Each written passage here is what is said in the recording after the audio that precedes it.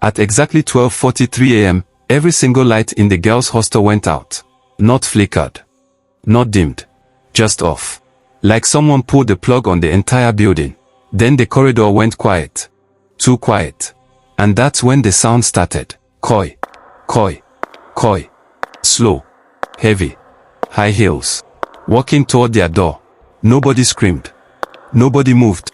Because every student already knew the rule. If you hear heels at night, pretend you're asleep. Don't sit up. Don't whisper. And never, ever look outside the door.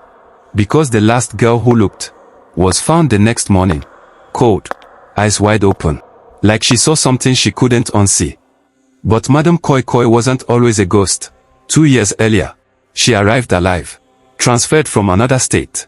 New mathematics teacher. New discipline officer. New roles. And from day one, everyone feared her. She didn't shout. Didn't beg. Didn't threaten. She just looked at you. And you corrected yourself immediately. Uniform not talk. Punishment. Late night noise. Punishment. Sneaking out. Expulsion letter ready. She wasn't wicked. She was just serious. Too serious. But the boys' hostel. They hated her. Because she stopped everything. No sneaking girls inside. No midnight parties. No alcohol. No visits. She caught them every time. Like she had eyes everywhere. Soon. Whispers started. She's doing too much. Someone should teach her a lesson. She thinks she owns this school. She ignored them. But someone wasn't joking. The night she disappeared, it rained heavily. Power outage. Most teachers went home early. Hostel quiet. She was the last staff walking back to her quarters.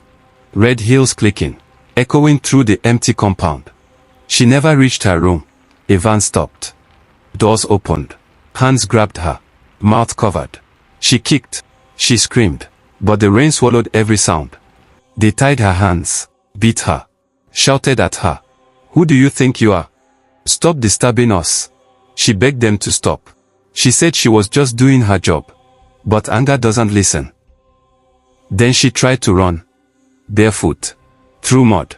Through bushes. Through rain. She slipped. Fell hard. Her head hit a sharp stone. The sound was sickening. And she stopped moving. They checked her pulse.